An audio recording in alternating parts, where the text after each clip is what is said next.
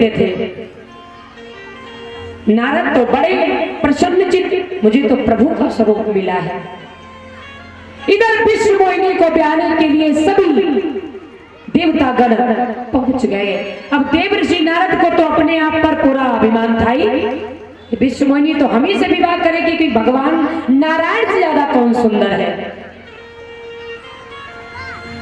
अब जब पहुंचे हैं, इधर विश्व मोहिनी वरमाला लेकर के पूरे जितनी भी राजागण भूपगण जितने भी देवता वहां पर बैठे हैं, सभी की तरफ माला लेकर के आगे बढ़ती हुई जा रही हैं। नारद जी आकर के सबसे पहले आगे ही बैठ गए। विश्व मोहिनी ने उनकी तरफ ऐसे देख लिया, मुस्कुरा गई, वो आगे बढ़ गई। नारद ने सोचा शायद विश्व मोहिनी ने हमें देख नहीं पाया, फिर कूदे, फिर आगे बैठ गए।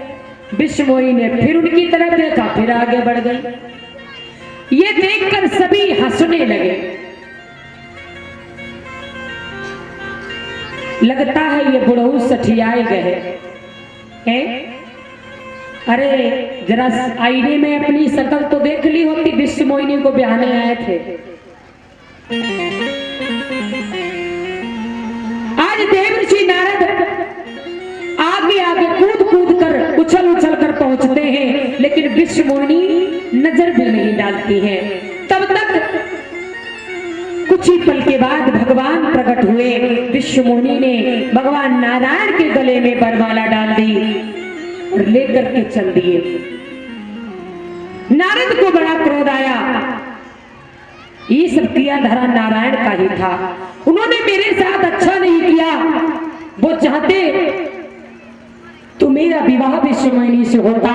तब नारद ने एक सरोवर में अपना मुख देखा तो मुख बंदर का था। क्रोध आ गया, प्रभु ये आपने क्या किया? आपने अपने भक्त के साथ, मैं तो आपका परम भक्त था, मैंने कहा था मेरे हित के लिए जो कार्य है वो करना, आपने तो मुझे बंदर का मुख दे दिया। कहा क्या कि कपियाकृति तुम कीन है हमारी और करी है इनकी सहाय तुम्हारी।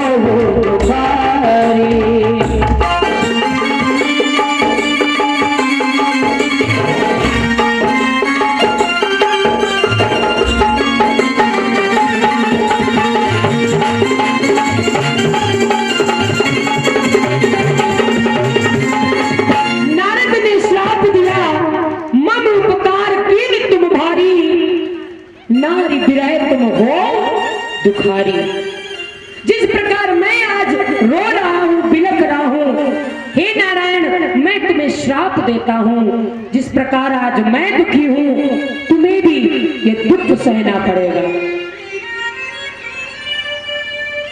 जब प्रभु की लीला को पहचाना और जाना कि ये तो सब प्रभु की ही माया थी, तब नारद ने हाथ जोड़कर प्रभु से क्षमा मांगी। प्रभु ये मैंने क्या कर दिया, मैंने आपको श्राप दे दिया। भगवान ने कहा कोई बात नहीं भक्तराज, मैं अपने भक्तों के लिए हर श्राप सुनोद्धार कर लेता हूँ। तब नारद ने कहा प्रभु कपियाकृति तुम कीन हमारी, करी है की सहाय तुम्हारी। मैं अपने श्राप को तो वापस नहीं ले सकता, लेकिन जो बंदर का मुख हमें आपने दिया है ये बंदर ही आपकी सहायता करेंगे जब आप पर दुख आएगा। ये भगवान को तीसरा श्राप मिला। भगवान ने तीसरे श्राप को भी सिरोधार किया। उसके बाद भगवान ने चौथा कारण क्या रहा भगवान के अवतार लेने का? स्वयंभू मनु और सतरूपा जिनते भाई नर सृष्टि अनूपा। शंभु और मनु और सतरूपा जिनके द्वारा इस सृष्टि का निर्माण हुआ, उन्होंने भगवान को प्रसन्न करने के लिए, भगवान को पाने के लिए तप किया। जल में खड़े होकर के तप कर रहे हैं। पति पत्नी दोनों ही परमात्मा का ध्यान कर रहे हैं। बहुत समय बीत गया कि यही विधि बीते, यही विधि बीते बरस 60 सहस बारियार। संबत 7 सहस पुनि रहे समीर।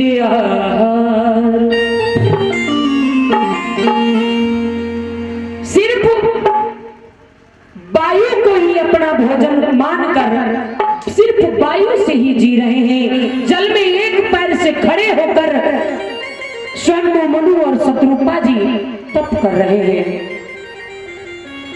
इधर कुछ समय बाद भगवान को आखिर उन्हें दर्शन देना पड़ा। उनकी तपस्या से खुश होकर प्रभु प्रकटे। भगवान ने प्रकट होकर के दर्शन दिया और कहा, हे भक्तराज, मैं तुम्हारी भक्ति से बहुत प्रसन्न हूं, वरदान मांग लो। हाथ जोड़कर मनु महाराज जी कहने लगे, प्रभु मैं आपसे भला क्या मांगू? आपके दर्शन हो गए, इससे ज्यादा मैं आपसे क्या मांगू? बस मांगता हूं तो बस इतना ही मांगता हूं, क्या कि जो स्वरूप बस शिव मन माही, जेहि कारण मुनि जतन कराई।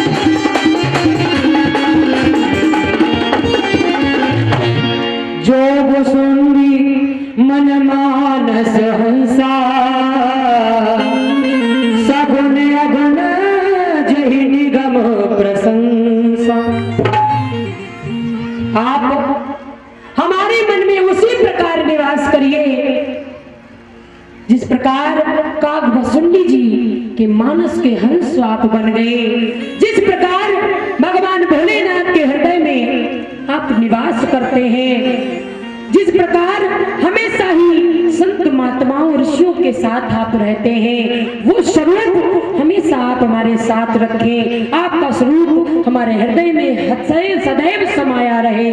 हे प्रभु, मैं बस आपसे यही मांगता हूँ, आप हमेशा मेरे सन्मुख रहें।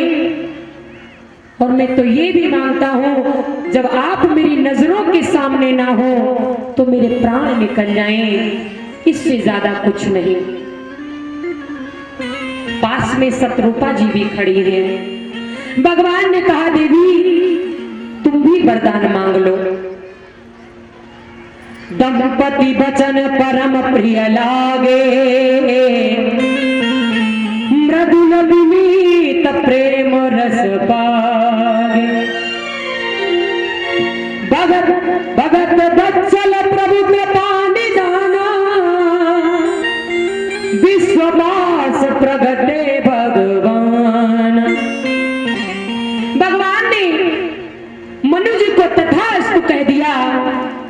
देवी शत्रुपा से कहा, देवी आप क्या मांगती हैं? शत्रुपा जी कहने लगी, प्रभु मैं क्या मांगू? दान शिरोमणि कृपा निधि नाथ कहो सती भाव, चाहूं तुम ही समान सुत, प्रभु सन कवन दुराओ। मैं आपसे कुछ नहीं मांगती, मैं बस इतना मांगती हूँ हमें आपके ही समान एक पुत्र मिल जाए। भगवान मंद मंद मुस्कुराए, देख प्रीति सुनी बचन अमोले, एम वस्तु करुणा निधि बोले। देवी मैं तुम्हें वरदान देता हूं, मैं अपने समान कहां खोजूंगा, मैं ही तुम्हारा पुत्र बन करके आऊंगा।